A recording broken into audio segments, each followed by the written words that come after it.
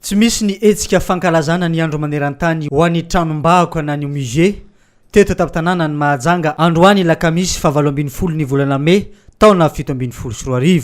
Anisan'ny toerana iray manandanja amin'ny fitehirizana ny vakoka malagasy ny tranom-bahoaka.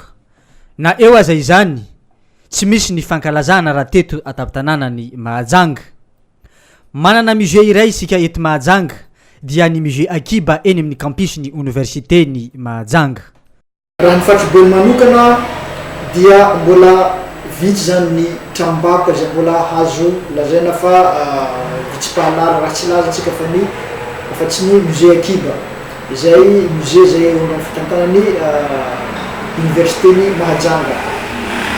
Ao anatin'ny vinavinan'ny ministera ny fikajinan'izay vakoka zay ihany ny ametika an'izay arem-bakoka zay tety fatrobeny kanefa moa manao zavatra tsy mora fa antenatsika fa atsoasy de misy zany arem-bakoka joro zay mba hitehirizana zany hoe ny tantara voalohany nahatonga zany hoe Mahajanga zany mba fantarina ihany koa ireo collection ireo hitehirizana ireo aren-tsaina sy arem-bakoka nampiavaka ny malagasy sy ny ty faritry Sakalava ty. Ka ao anatin'izay dia mampirisika atsika tanora sy ny mpianatra zay avy ty firenena ty mba hitsidika reny harem-bakoka zay efa misy eo musée Akiba. Eo ihany koa ny musée zay mbola pajoro atroato ary akatsepy zay mitahiry ireo haren-tsaina sy ny kolotsaina ary amin'ny faritry Marambitsy sy amin'ny Sakalava.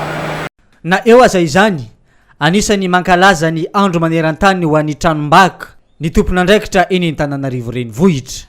Misy zany ny fitokanana ny trano ray natao hitehirizana ireo vakoka sy Satsimay taria avy tamin'ny rovan'ny Manjakamiadana sy ny palain'ny Andafiavaratra dia hoentina ary amboditsira amin'ny tranon'ny premier ministre Rainilay Arvony zay misy trano ray naorina ho hitehirizana ireo vakoka zay mitahiry ny tantaran'ity Madagasikara ty sy ny andro ny fahampanjaka zay apetraka ao mba zay niaraha niasa tamin'ny masovony Japon zay angamba ny hetsika national zay anamarina ty daty 18 May zay ankalazana ny andro maneran-tany ho an'izay musée zay.